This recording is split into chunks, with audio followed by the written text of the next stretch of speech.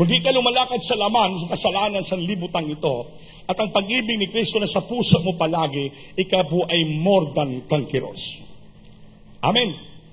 Manggadaog, manglalaban, kailan hindi ka magapi ng kaaway, kaya mo gapiin, wasakin ang kuta ni Satanas. Amen? To pull down, to shut down, bagsakin, mga minamahal, the stronghold of Satan. Kaya wala makapagpahiwalay sa atin. Even any deception in the church, gawa ng kaaway, panglilina, pag-aabuso, lahat. Hindi po ito magpagpahiwalay sa atin sa pag-ibig natin sa Diyos. Dahil bakit? We experience so much the love of God in our life. Kaya naging more than conqueror tayo through Him that love us. Naging magdadaog, conqueror tayo, mga minamahal, dahil sa pag-ibig ng ating Panginoon. Amen ba? Hindi mo pinapansin mga bagay-bagay na paka-distract sa iyo. Hindi mo pinapansin mga bagay, mga distort sa iyong paglingkod. Pinaba-distorted ka ba? Baliwala sa iyo yan. Ito, binagbabanggit na lahat dito. For you are persuaded, palalahanan, that neither death, kahit ka kamatayan, o buhay, or any angels, mga anghel pa, nor things presence, sa mga bagay sa panahon, all things to come, sa mga umaabot pa ng mga bagay. Under nor heights, nor depth, tastaasan, sa kalalim-laliman, or any creature, lahat daw nalinika, shall be able to separate us from the love of God, which is in Christ Jesus our Lord. Wala magapaghiwalay. Amen ba? Ngayon, kung maghiwalay tayo, saan tayo pupunta? Amen? Kung maghiwalay tayo sa pag-ibig ng Diyos, saan tayo pupunta? Sagot? Saan tayo pupunta? Wala tayong mapuntahan. Di walang ibang totoong pagmamahal, kundi ang Diyos lamang. No other love more than our Jesus. Wala mo sobra sa pagmamahal ng ating Panginoon. Yung tao, yung kaibigan mo, even your close friends, hindi po niya malabawan ang pag-ibig ng Diyos. Okay, mag-sympathize yung kaibigan mo sa iyo, mag-sympathize yung close friends mo sa iyo, dahil siya'y tao lamang, tandaan po natin, ang pagmamahal ng tao sa lupa mayroon limitasyon. Hindi po eternal. Ngunit ang Diyos pag magmahal, walang hanggan ang pag-ibig ng Diyos. Tandaan po natin yan. Kaya sabi, don't trust really to a man or trust to the king, even the kings. But always trust the Lord. Ang Diyos pong ating asahan sa lahat ng bagay, kay siya lamang ay may totoong pag-ibig na hindi nagmamaliw. Hindi kumukupas, never fade away. Sabi ng Panginoon, no man that can lay his life to his friends. Walang ibang tao na ilatag niya, ibigay niyang buhay niya sa kanyang kaibigan, kundi walang iba ang Diyos lamang sa langit. That's why for God so loved the world that He gave His only begotten Son. Whosoever believeth on Him should not perish, but have an everlasting life. Siya lang may pangako, but have an everlasting life. Sa kanyang pagmamahal sa sanlibutan, for God so loved the world. Binigay ang kanyang bugtong anak.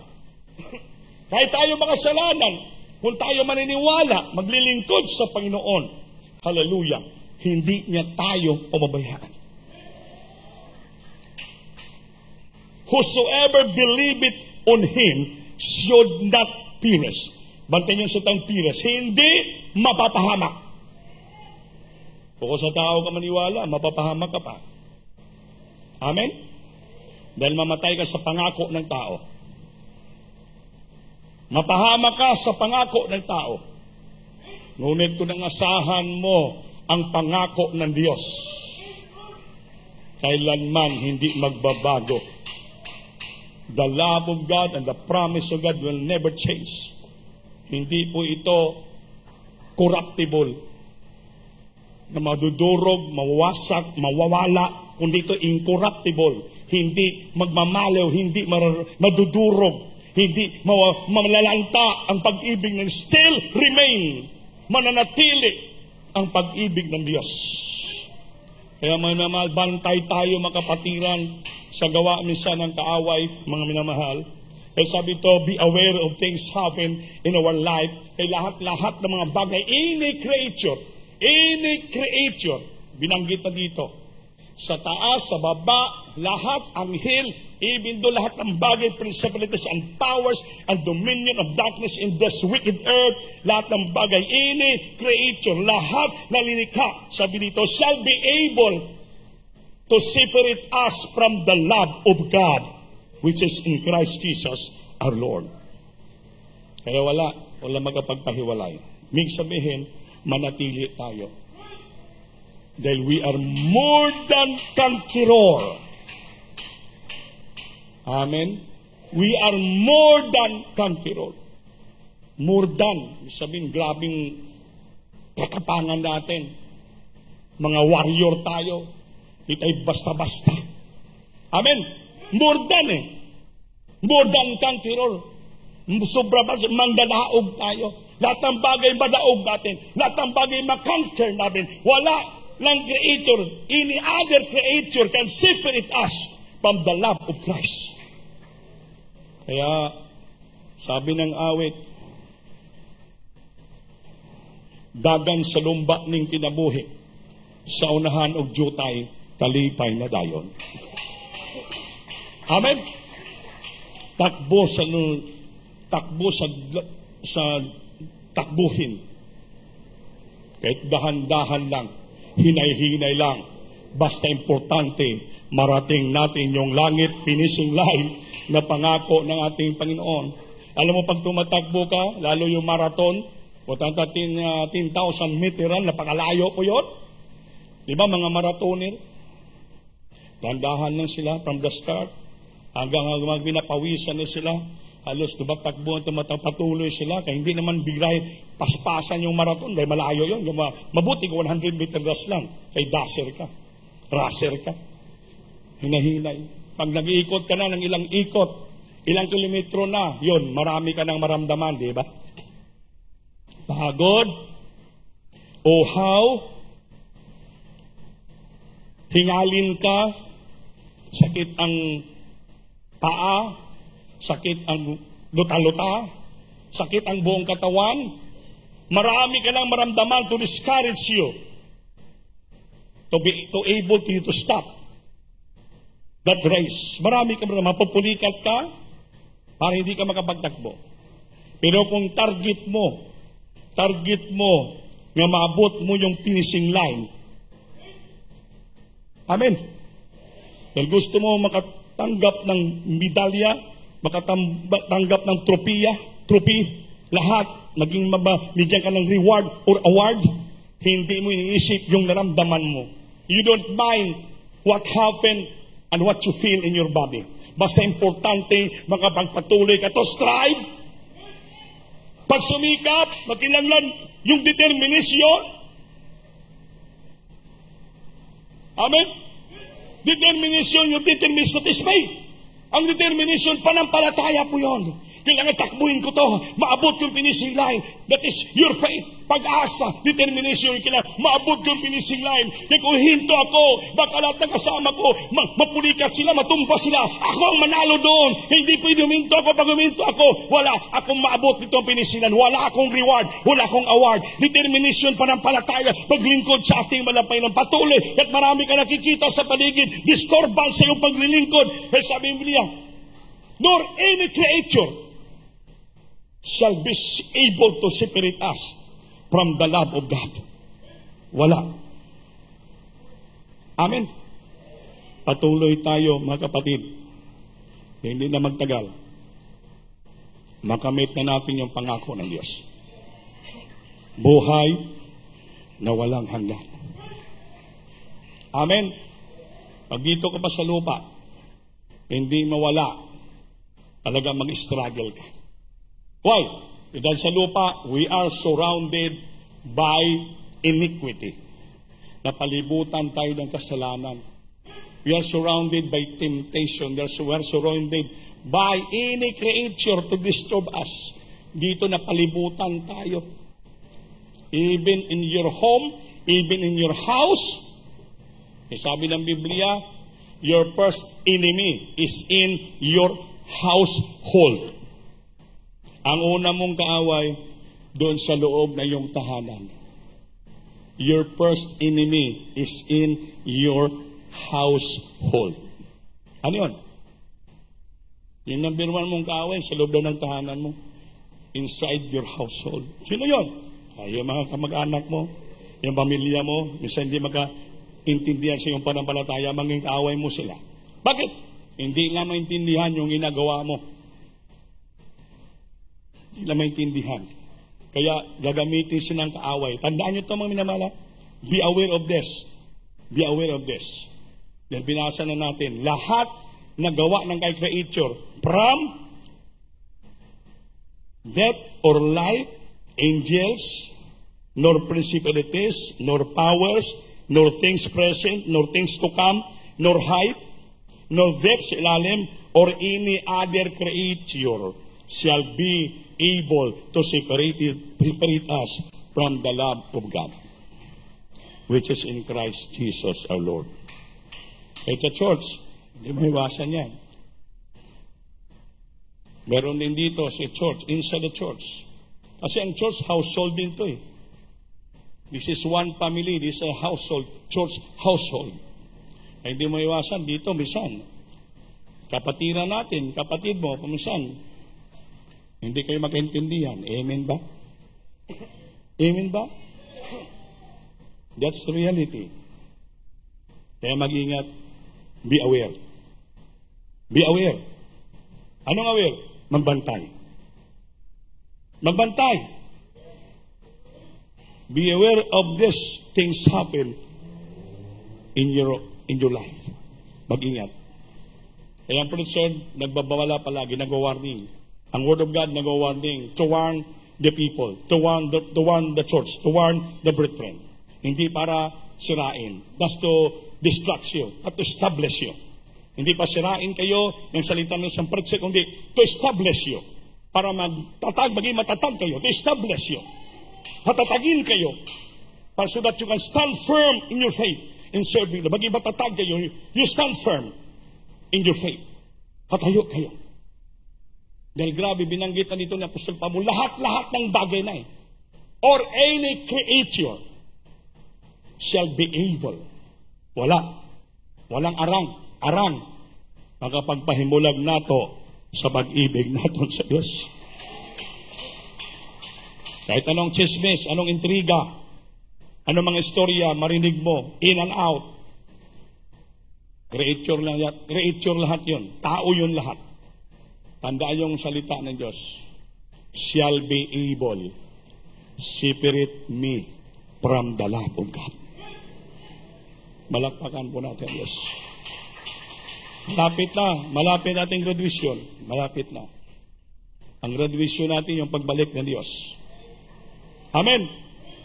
When the rapture will come, graduation na yan. Nag-graduate na tayo sa mundong makasalanan. Mundong madulas. Amen? The slippery word. Alis tayo dito. Pagbalik ng Diyos, handa ka, ready ka. Your mind and heart always ready, pure, holy, righteous. Walang dungis, walang kulubot, walang kapintasan. Palagi ka naglilingkod sa sintos puso, may takot. Yun, pagtunog ng trumpeta. If you will hear the sound of the trumpet, the last trump of God will sound. With the voice of the archangel, bubudyong siya. Magro-roll call siya. Sabi dito, and we are those who alive and remain. May mga buhay na natili, na handa silang makarinig ng pulong ng budyong ng Diyos, trumpeta ng Diyos, at sa isang pamilok lang. In the moment, in the twinkling of an eye, we shall be changed. magbabago ang buhay ng katawan natin. Itong katawan na madali magmahay, madali mainis, madali magalit, madali maaburido, madali matisod, madali mapandol, ito po ay nakatiis ka hanggang ngayon, nagpatuloy ka sa pagbaba ng Panginoon. When you hear the sound of the trumpet, automatically will be changed.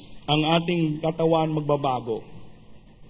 Babaguhin ito yung atin sa Biblia pa, sa Bisaya pa, ang atong lawas nga madunot, baguhin.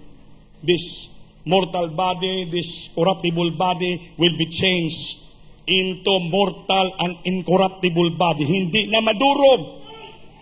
May katulad ng anghel. Ito po ay galing sa lupa, lilipad. Yan ang Panginoon bababa sa panganod, and the Lord will be in the air. And the Lord will meet us in the air. Pag tunog ng trumpita ng Diyos, magbagong anyo natin, maging banal tayo. Galing sa lupa, lilipad tayo. Yung tinatawag ang lalit rapture. Paglipad natin, salubungin tayo ng Panginoon sa lapap, and the Lord will meet us in the air. At isama tayo sa kanyang kaharian. Goodbye, lupa. Goodbye, lahat ng kayamanan. Itik-uben ng mga 666, mga taong may markang demonyo sa agtang, sa noo at sa right hand. The mark of the beast, 666. The number of the man that became ruler someday. Mag-a-announce ang one-world government. Lahat luluhod sa kanyang harapan at tatakan sa noo at sa kamay ng 666. Marka ng tao, the best halimaw, hayop yun. Yan ang mag-deceive ng tao sa buong daigdig. Bahala sa anong gawin niya sa lupa, basta tayo lumipad na sa langit, kasama na natin ang Panginoon. Nasa langit na tayo. Wala tayong pakialam sa lupa. Kawawa yung maiwan sa rapture. Kawawa. Sabi naman ng pastor, pag maiwan ka sa rapture, 1% na lang yung kaligtasan mo. Ano yun? I-tortured ka muna. I-tortured. Then after that, utusan kanila. Can you deny Christ in your life? Pag i-deny mo si Kristo sa buhay mo, automatic sa kanila ka. But if you do not deny Christ, kahit naiwan ka, alam mo Ebanghelyo, bahala na. Pugutan ka ng liig. You shall be beheaded. Pugutan ka ng liig. Yun na lang kaligtasan mo, 1%, kung magpapugot ng liig. Pero before ka pugutan ng liig, itortured ka muna. Then the Bible says, you cannot buy or sell, you cannot buy food or sell any food, wala ka na makain. Unless kung may tataka ng 666 sa noo at sa kamay na kanan. So wala ka magawa, matutortured ka. Anong gawin mo? Para makakain ka, hindi mahilig mag-fasting, pag maiwan sa rapture, talagang mapilitan magpatatak. Dahil bakit? Hindi niya kaya magpagutom. Yan dito sa lupa, tinitrain tayo paano mag-fasting. Ang fasting, cleansing of our life, and forgiveness of our life, ma-revive tayo because of sacrifices. Makapalugod ka sa Panginoon, you smell Jesus' body na pangabango ng ating Panginoon, the fragrance of the Lord, dahil nagsakripisyo ka. Pag maiwan ka dito sa rapture, hindi ka miling mag-fasting, gutumin ka, kaya wala ka na mabiling pagkain, mapipilitan ka na lang, tatagin na lang ako. So, automatic, open ang grocery sa'yo, kain ka nga kain doon, sa'yo na lahat yan. Pero makaya mo kaya pag maiwan ka sa rapture? Habulin ka. Takbo ka, magtago ka sa asang kabundukan. Habulin ka pa rin ng mga malaking mga sundalo. Pipilitin ka tatakan ng 666 talaga. Dahil gusto sa tanas, sa kanya ka, impyerno ka. Itapon ka sa impyerno where worms died not, and fires never quench. Ang uod di mamatay, ang apoy hindi po mamamatay. Ano yun? You are be tormented in the flame day and night. Yun ang mapunta ng tao na hindi sincero maglingkod sa Diyos pag maiwan ka sa rapture sa lalin sa Bisaya. Mga minamahal, hindi biro ang maging Kristiyano. Hindi biro ang maglingkod sa Diyos. It's a matter of humbleness and sincerity and obedience and faithfulness in serving the Lord. Hindi po ito basta-basta. Di kan makasurvive ka, masurvive mo ang lahat ng bagay gawa ng kaaway sa lupa. Kaya binasa natin ito. Hallelujah. Lahat ng bagay darating sa lupa makikita mo. Pero tandaan mo, ang sabi ni Pablo, any creature, hallelujah, shall be able to separate us from the love of us. At ano magyari? Kumapit ka sa Diyos. Huwag mong titingnan yung kapwa mo, Kristiyano. Look to a man, but always look to Jesus. Kaysa sa tao ka tumingin, matisod ka. Mapandol ka. May kanya-kanyang ugali ang Kristiyano, although Kristiyano na, may kanya-kanyang ugali. Ito na individual differences. Meron naman hindi pa masyado nag-mature, hindi pa masyadong tubo, hindi pa masyado spiritual, kaya may makainahaan ka makita. Kaya pabayaan mo anong ginagawa ng kahinaan. Pabayaan mo ginagawa ng kabuktutan, huwag mo siya titingnan. Ang titingnan mo yung kabutihan ng Diyos na ginawa sa buhay. Always look the goodness of God in your life. Yan palagi titingnan mo. Para hindi ka ma-distract, hindi ka ma-disturb, hindi ka manglamig. Hallelujah. Panghawakan, isa yan. May principles of power, wickedness of the sword, gagamitin sila. In deep height, lahat ng bagay, any creature, gagamitin ni Satanas upang mawala ka sa paglingkod sa Diyos. Pero tandaan mo, sabi ni Pablo, any other creature shall able to separate me from the love of Christ. Hihiwalay ka pa ba sa Diyos? Maghihiwalay ka ba sa Panginoon? Sa pag-ibig ng Diyos? Yung ating kapatid, palagi nagpa-pre-request sa akin, si tatay. Brad, ipag-pray mo nga akong asawa, mga anak. Gusto na pahintuin ako magsimba. Huwag daw ka magbigay doon. Pastor magyaman, huwag ka na sumamba. Dito ka na. Pero sabi niya, Brad, bahala na anong mangyari. Manatili akong sasamba sa Diyos. Dito ko naramdaman ang pag-ibig ng Diyos. Dito ko naramdaman ang presensya at kapangyarihan sa aming reliyon. Wala akong naramdaman na kabutihan ng Diyos. Asawa ko, hindi nagbabago. Ibang ugali, mga anak ko. Tingnan mo, ang kaibahan, saan ka papupunta? Kaya, mga minimahal, sabi ng Ephesians 6, chapter 10, verse 11, basahin natin.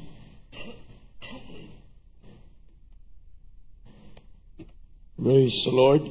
Sa aklat ng taga-Episo, Kabanata 6, ang talata ay 10 hanggang 11. Sa katapos-tapos ay magpakalakas kayo sa Panginoon at sa kapangyarihan ng kanyang kalakasan. 11. Magbihis kayo ng buong kagayakan ng Diyos upang kayo ay magsitibay laban sa mga lalang ng dyablo. Palakpakan po natin Diyos. Sa katapos-tapusan. Kung sa English pa, finally, my brethren, be strong in the Lord, in the power of His might. Sa katapos-tapusan, mga kapatid ko, magpakatatag kayo. Magpakalakas kayo sa Panginoon at sa kapangyarihan ng kanyang kalakasan. Di pa hindi nga kapit sa Diyos, tayo pa'y mahina. Walang malakas na tao. Mas malakas ang kaaway. Ngunit, sabi ng Biblia ni Pablo, sa katapos-tapusan, magpakalakas kayo sa Panginoon at sa kapangyarihan ng kanyang kalakasan. Igayak ninyo ang buong, managbihis kayo ng buong kagayakan ng Diyos upang kayo'y magsitibay laban sa mga lalang ng dyablo. Palakpakan po natin Diyos. Ibihis mo ang buong kagayakan. Ano ibig sabihin buong kagayakan? Isuloob mo ang buong bihis, kabanalan, katwiran, kapangyarihan ng Diyos sa buhay mo. You walk spiritually. Magbihis kayo ng buong kagayakan ng Diyos upang kayo'y magsitibay laban sa lang ng dyablo. Kaya walang tatayo sa iyo nga dyablo. Dahil bakit? Patibayin ka ng Diyos. Patatagin ka ng Diyos. Patapangin ka ng Diyos. Upang kayo'y magsitibay sa laban sa mga lang ng dyablo. Ano yun? Ibihis mo. Lahat ng katwiran, kabanalan, kalooban ng Diyos. Gawin mo lahat. Ibihis mo the whole armor of God. Hinganiban, armas, armor, kagayakan ng Diyos.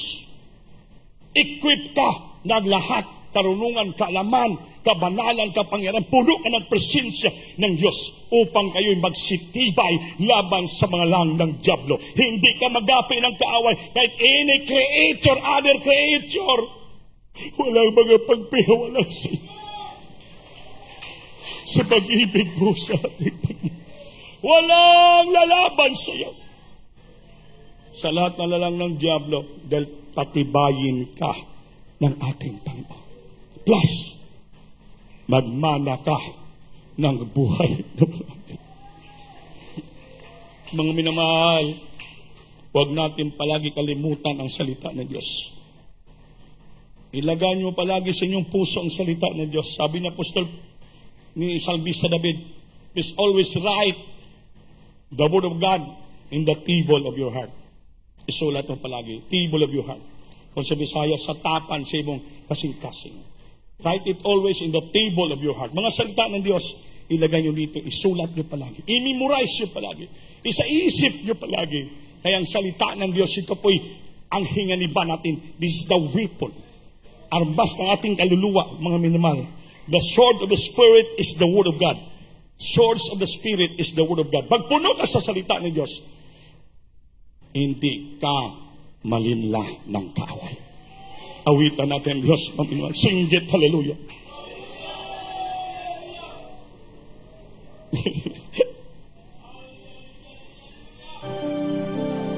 Buhay ang Diyos natin.